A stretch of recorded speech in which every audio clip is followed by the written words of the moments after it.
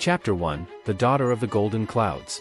Smell the warm earth before the first rain, that damp aroma of promise rising from the cracked soil.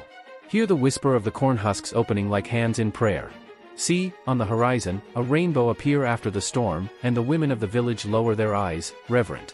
This is the moment when she is near. In the oral tradition of the Zulu people, guarded by the elders and whispered under isolated trees, Unomkhubulwane is not just a goddess, she is the very breath of the feminine earth, fertile, wise, indomitable.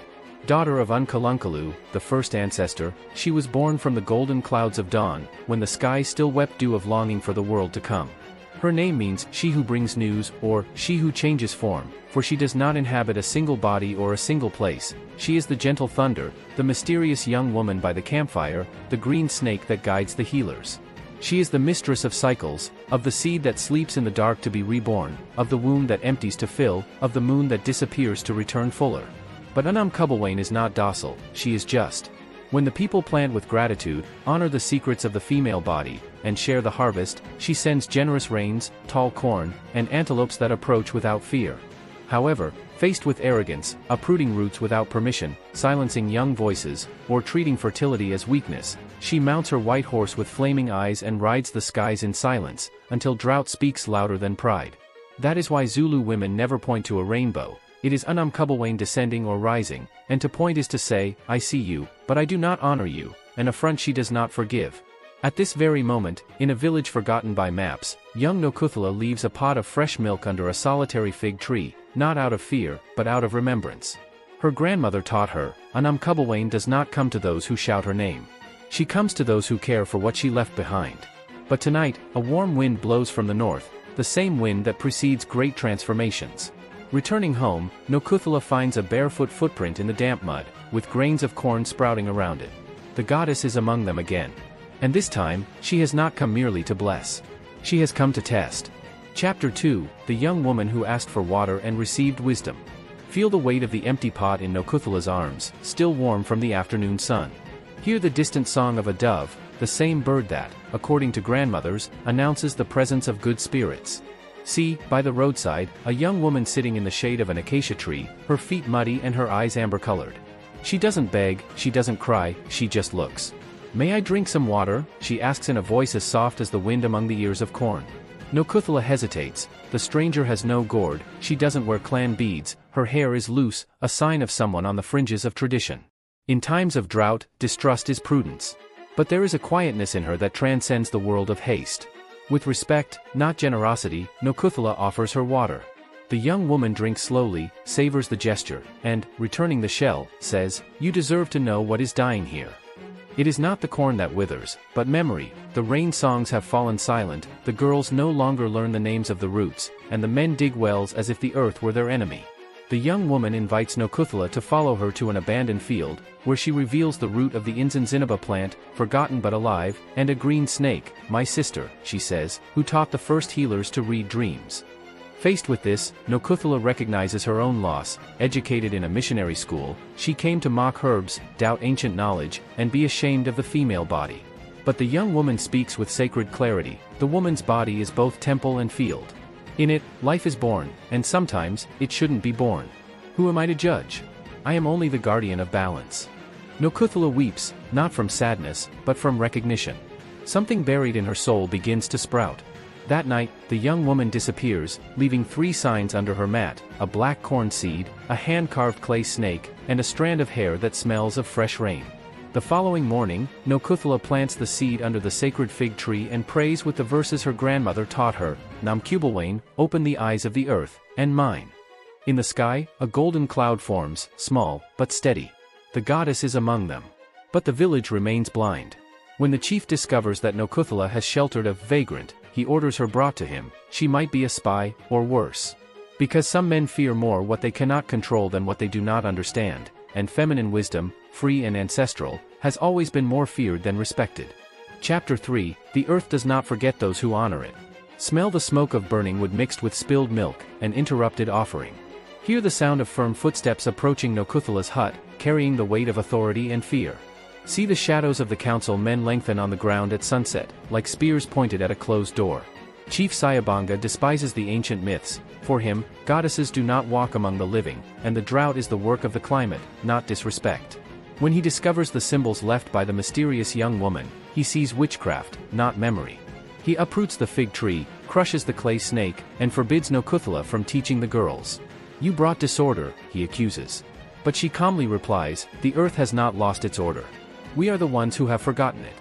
Sayabanga does not listen, and with his order, he offends not only a woman, but Unomkhubulwane herself. In the following days, the earth responds. The chief's proud well dries up, while forgotten springs begin to gush forth again.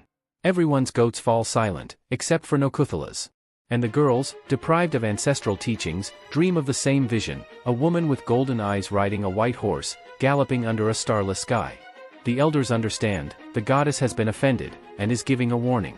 Meanwhile, Unomkhubulwane buries the shards of the broken snake and plants flowers where there was pain, declaring, "My body is a temple. My voice is a seed. My memory, a root." In a dream, Unomkhubulwane visits her in her true form, hair of green corn, arms of a river, eyes of sunset, and reveals to her, "You were not punished. You were chosen. Those who plant in hostile land have stronger roots." And she commands, "Teach. Even in whispers. Even alone." At dawn, Unomkhubulwane finds dozens of footprints around her hut, girls who, in silence, left offerings, corn, flowers, ribbons braided with hair. They didn't speak, but they chose. In the sky, a dark cloud forms, not of a storm, but of promise. But Sayabanga sees it. Overcome by fear of what he cannot control, he orders Unomkhubulwane's field to be burned. If she wants to live as a spirit, let her live without land. But he ignores an ancient truth. Unomkhubulwane has already mounted her white horse. And when the goddess rides, the earth does not respond with fire, but with a flood, not of destruction, but of renewal. Chapter 4, The White Horse in the Clouds of Wrath. Smell the damp smoke, not of fire, but of wet earth under a heavy sky. Hear the distant roar of thunder that doesn't flash, as if the sky itself were holding its breath. See the clouds swirling on the horizon in white and gray spirals, forming, for a moment, the silhouette of a galloping horse. Sayabanga gathers the men at dawn with torches in hand, determined to cleanse the village of witchcraft. But before the flames touch Unomkhubulwane's field, where wildflowers sprout over sacred shards and buried memories, the wind changes. An ancient breath rises from the north, and the sky darkens. Unomkhubulwane, in the center of the field, neither flees nor prays. He simply raises his arms and whispers, "Come, mother. Show them that the earth is not the enemy. It is a witness." And then it rains, not an ordinary rain, but a sacred, gentle, and uncontrollable flood that springs from the sky, from dry rivers and dormant roots. The torches go out. Flowers bloom where the water touches the ground. Green serpents emerge in ritual circles. And Unomkhubulwane remains standing, smiling, because she knows, it was not she who summoned the storm. It was the earth, responding to the presence of its guardian. In Zulu tradition, Unomkhubulwane's justice is not vengeance, but revelation. She does not destroy the proud, she shows them that they are alone. Sayabanga, mired in mud, shouts accusations, but his men hesitate. That night, the village gathers in silence. The women do not speak, but their eyes say everything. The next day, signs manifest. Sayabanga's goats refuse pasture, his children fall ill without cause, and his well yields only red mud with a single grain of black corn, not a curse, but a choice placed before him. Meanwhile, the girls take Unomkhubulwane to a hidden clearing and ask, in unison, "Teach us. Before we forget everything." She begins, with the names of the plants, the songs of the rain, the secrets of the female body. The girls listen with their eyes closed, receiving something older than the village, truer than the law of men. But Unomkhubulwane observes from afar, now not as a young woman nor as a knight, but as a rainbow after the storm. She knows that victory is not the end, but the beginning of a new responsibility. Teaching is dangerous. Whoever guards the secrets of the earth also carries the weight of protecting them. And soon, a new threat approaches, not from the shadows of the village, but from the world beyond the mountains, men in white coats, with books and syringes, who call their wisdom superstition and want to erase not only the plants, but the very memory of women. The battle has changed form, but the field remains the same, the body, the earth, and the word. Chapter 5, The Women Who Guard the Fire of the Earth. Smell the smoke of dried herbs burning in a clay pot, umqombothi, the herb that wards off spirits of confusion. Hear the low chanting of the girls in the clearing, repeating verses not written in any book, but engraved on the skin of the earth. Unomkhubulwane, teach me to read in the leaves what men do not see. See Unomkhubulwane's eyes gleam like embers as she passes from hand to hand a root wrapped in red cloth. The the secret of fertility, guarded for generations. The clearing has become her temple, without walls, without an altar, but full of respect, and that is enough. The girls quickly learn the names of the plants, the rituals of the moon, the meanings of the clay snakes. But Unomkhubulwane teaches the essential, that true knowledge requires courage. One day men will come who will say, this is a sin. This must die. Because whoever controls a woman's body controls the future. And they want a future without mystery, only with rules. In the village, Sayabanga remains silent, a heavy silence, which is already beginning to break. Without confessing, she leaves milk under the fig tree, and her children improve. But the real threat comes from outside. Men in white coats, mounted on machines that roar like beasts, bring pamphlets, syringes, and promises of salvation. They call tradition superstition, herbs dangerous, and threaten imprisonment for anyone who teaches what they call herbal abortion. The word echoes like thunder. But that night, something extraordinary happens. Women of all ages, young, mothers, elders, gather spontaneously in the clearing, not by invitation, but by an inner calling. Teach us everything, they ask, before they silence our voices. And Unomkhubulwane responds with ancestral firmness, then we will teach in the cells, as our grandmothers did in the mines, in the fields, on the ships. Because Zulu wisdom does not reside in temples. It resides in the memory of women. That dawn, Unomkhubulwane visits them all in dreams, not as a distant goddess, but as a sister of blood and root. You are my roots in the earth. As long as one of you remembers, I exist. At sunrise, the women enter the forest, they hide seeds in braids, gather sacred herbs, tattoo symbols with umqombothi juice, marks that do not hurt, but endure. Sayabanga sees. She does not speak. But she leaves 2 pots of milk under the fig tree. The men in white, however, do not give up. They return with a government official and forbid the nightly meetings, threatening to burn the plants and arrest anyone who disobeys. The village holds its breath, but the women have already decided, they will not surrender the land, their bodies, or the goddess. And that night, under a moonless sky, Unomkhubulwane mounts his white horse again, not to bring rain, but to hide the paths, and protect, in the shadows, the fire that will never be extinguished. Chapter 6, The Paths Only Women See. Feel the dense silence of the forest, not empty, but full of secrets that refuse to be named aloud. Hear the soft crackling of branches under bare feet, walking in single file, without torches, without words. See, in the darkness, hands passing seeds from one to another as if they were sacred relics. The women did not wait for confrontation.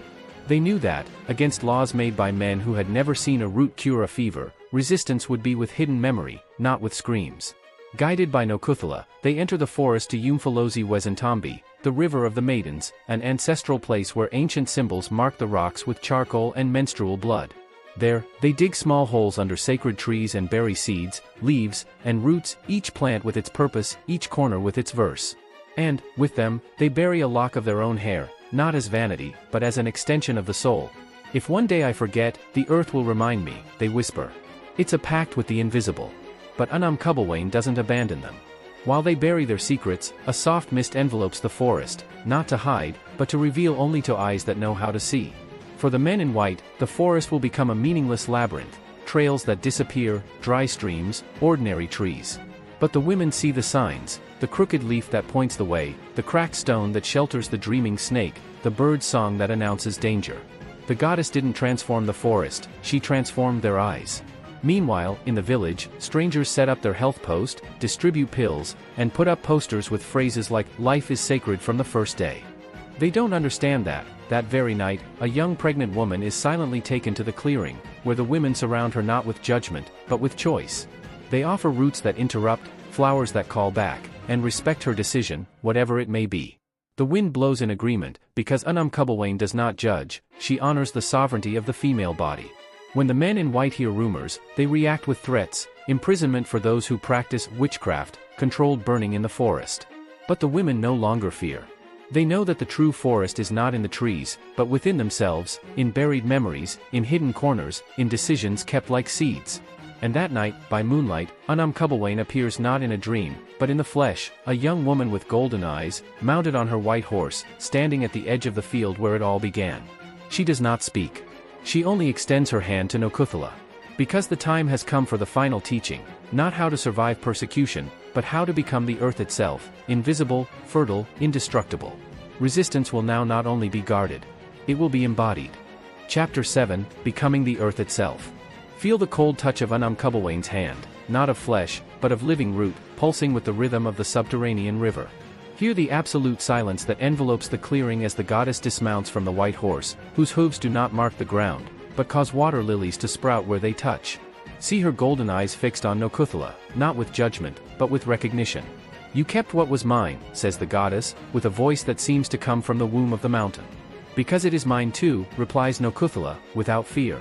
Unomkhubulwane smiles, not as a distant deity, but as a sister who sees her work bear fruit. "Today, I will teach what no plant can say, how to become the earth itself." In the clearing, she pours milk mixed with umkuma ashes and asks Unkhuthula to lie down. The women form a circle, hands on their bellies, chanting in the language of the roots, while the goddess spreads over the young woman's body, green corn pollen, life, ash from burnt leaves, wisdom, dried menstrual blood from an elder, ancestral memory. When the fire comes, don't run. Stay. And let the earth speak for you. Unkhuthula feels her body transform, bones into roots, blood into river, thoughts into wind. Now you not only know, you are. The following morning, the men in white arrive with torches and threats, ready to burn the foci of superstition. But the forest defies them, trails become tangled, trees shift places, the stream runs in impossible directions. They find no forbidden herbs, only common leaves, dry branches. In the village, Unkhuthula sits under the fig tree, weaving baskets, with living seeds hidden in her lap. The forest is no longer out there, it is within her. When the men arrive at the clearing, they find the women sitting in a circle, singing softly to the rain. Faced with the unwavering calm, they hesitate. The officer demands the herbs, but Unkhuthula places her hand on his chest and says, "Feel. What beats here, also beats in the earth. You cannot burn what is already alive within us." At that instant, a golden cloud covers the sky and a rainbow envelopes the clearing. One of the men whispers reverently, "It is her," and lowers his eyes. The officer, confused but overcome by the ancestral silence, turns and leaves, accidentally dropping a bottle of pills. Unkhuthula picks it up with curiosity, not hatred. Everything has its place. But our root will never be replaced. That night, under the rainbow that does not disappear, the women begin to weave a new code. They hide Zulu wisdom in lullabies, in recipes, in hairstyles. They no longer need temples, they are the temple. But the danger changes form. The world beyond the mountains will not give up. Soon, a more silent threat will emerge, extinction not by fire, but by indifference, young people who prefer cell phones to songs, mothers who forget the names of plants, grandmothers whose voices are no longer heard. And Unomkhubulwane, once again, will have to decide, continue waiting in the shadows, or become too visible to be ignored. Chapter 8, The Silence That Corrupts the Root. Feel the emptiness where there was once song, not an absence of sound, but an absence of meaning. Hear the repetitive ringing of a cell phone playing a foreign melody, while a young woman walks along the forest trail without looking at the trees. See the milk jug under the fig tree drying in the sun, no one has replenished it this week. The danger didn't come with shouts, but with distraction. Years have passed since the men in white retreated. The village has grown, asphalt has arrived, signal towers, schools with blue and white uniforms. Many of the girls who learned from Unkhuthula now wear sneakers, speak English, and dream of distant cities. Some remember the songs only in dreams, others scoff at children's stories. "Today we have science," says Thandi, Lindau's granddaughter, as she carries water. Unkhuthula, now with hair as white as river foam, observes in silence. He doesn't judge, he only feels. For he knows that the greatest enemy of ancestral wisdom is not persecution, but indifference. Offerings dwindle, gatherings cease, and even the sacred field is overtaken by hybrid corn, more productive, they say. It doesn't depend on rain. Unomkhubulwane feels it. And she withdraws, not in fury, but with an ancestral sadness. The rains become erratic, the rivers murky, the antelopes disappear, and the snakes are killed out of fear. Unkhuthula tries to teach her granddaughters, but hears, "That's beautiful, but it doesn't bring in money." One night, under the withered fig tree, she calls to the goddess with a broken heart, "We are still here. But we are forgetting." The wind doesn't answer. The rainbow doesn't appear. Even the stars seem distant. But then, an almost imperceptible whisper, "When the world forgets, the goddess hides." But the seed never dies. It only waits for hands to dig again. Soon after, Thandi falls ill. The city's remedies fail. Desperate, her mother takes her to Unkhuthula's hut, who prepares an ancient infusion, singing verses the wind hasn't carried away. Thandi dreams of the woman with golden eyes and a black corn seed in the palm of her hand. Upon waking, healed, she sees her hands not as flesh, but as potential. But the modern world doesn't wait. Thandi is accepted into a university to study biological sciences, real plants. The family rejoices. Nokuthula smiles, but her eyes are sad. If Thandi studies plants as objects, she will never hear her voice. If she remembers that they are sisters, she can save not only herself, but the entire lineage. On the eve of her departure, Thandi buries the seed of her dream under the fig tree and whispers, "I will return. And I will bring both worlds." Unomkhubulwane, however, has already made his decision. If Thandi forgets again, the goddess will not hide, she will disappear. Because even a goddess needs witnesses. And when the last woman stops whispering his name, the paths will close forever. Chapter 9, The City Daughter Who Heard the Roots. Smell the hot asphalt mixed with the artificial scent of industrial soap, the new world where Thandi now lives. Hear the noise of buses, sirens, hurried voices talking about exams, internships, careers. See the young woman sitting in the university library, leafing through books on botany, but with distant eyes, as if searching for something that isn't on the pages. She came to study real plants, but finds only diagrams, classifications, and chemical properties, nothing about the song of the Nzinzinaba at dawn, nothing about the moment when the root decides to heal, or not.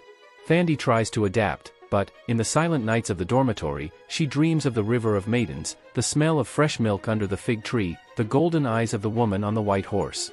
One day, in class, upon hearing the professor reduce the Nzinzinaba to a specimen 47b of unknown traditional use, her heart breaks. She kneels in the botanical garden and whispers to the plant, "I still remember." And, in the wind, it bends, as if in response. It is then that Thandi decides, she will not choose between the two worlds. She will unite them. She begins to record her grandmother's teachings in a secret diary, not as myth, but as ancestral empirical knowledge. By day, she studies phytochemistry. At night, she translates rain songs into poetry. In her research project, she proposes a comparative analysis between Zulu phytotherapeutic practices and modern pharmacology, a decolonial approach to botany. Her advisor hesitates, "It's risky," but Thandi replies with the calm of someone who has heard the earth speak, "But necessary." In the village, Nokuthula senses the change. Not with easy joy, but with cautious hope. She is not forgetting. She is learning to speak our language, for someone who only understands theirs. But time is running out. The drought returns, worse than before. The hybrid corn withers, the well dries up, and the women, unable to remember their chants, don't know how to summon the rain. One of them dreams of Unomkhubulwane, her back turned, her hair dry and yellowed, walking towards the horizon without looking back. The dream spreads, the women weep, she is leaving us. But Nokuthula closes her eyes and feels another truth, no. She is waiting for Thandi to return. Because the goddess does not disappear as long as there is one who remembers. And, in the city, Thandi suddenly awakens, with the taste of rain in her mouth and the name Unomkhubulwane on her lips. She knows, then, that there is no more time for rehearsals. It is time to bring the two worlds together, before the last root dries up. Chapter 10, The Rainbow That Doesn't Close. Smell the first rain after months of drought, not just water, but relief, promise, return. Hear the spontaneous singing of the women in the village, unrehearsed, but remembered, as if the verses were waiting in their bones. See, in the clear sky after the storm, a rainbow so low it almost touches the sacred fig tree, and, beneath it, Thandi walking with a suitcase made of traditional basketry and a notebook full of formulas and songs. She has returned. Not as a daughter of the city, nor as a guardian of the ancient, but as a bridge.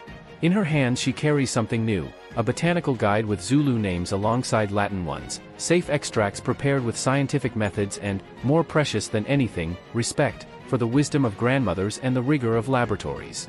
We can heal with science and with song, she tells the women gathered. We don't need to choose between their world and ours. We can create a third, the world where the plant is spirit and molecule. That night, they perform the first hybrid rite. The girls learn the names of the plants in Zulu and Latin, mix extracts with holy water, and, while planting black corn seeds, sing ancient verses while recording data on soil pH and moisture. Nokuthula smiles, not with triumph, but with recognition. Thandi did not come to save the tradition as a relic, but to keep it alive, pulsating, adapted without being betrayed. In the sky, Unomkhubulwane observes. Not as a judge or savior, but as a sister who sees her lineage survive, not intact, but transformed. Because, in Zulu traditions, the sacred is not what never changes, but what knows how to change without losing its roots. The men of the city will return, they will try to patent the herbs, they will call the chants cultural performance. But now, the women are prepared. They know how to document, negotiate, say no with the authority of those who understand both worlds. And when Thandi one day teaches her daughter, she will not say, "Forget the books," or "Ignore science." She will say, "Listen to the plant." In any language, it answers. The next morning, the rainbow is still there, not fading, but shining brighter. The children point, amazed, but their mothers gently correct them, "Don't point. Just say, 'Welcome back, Unomkhubulwane.'" And the goddess, listening, does not descend. She doesn't need to.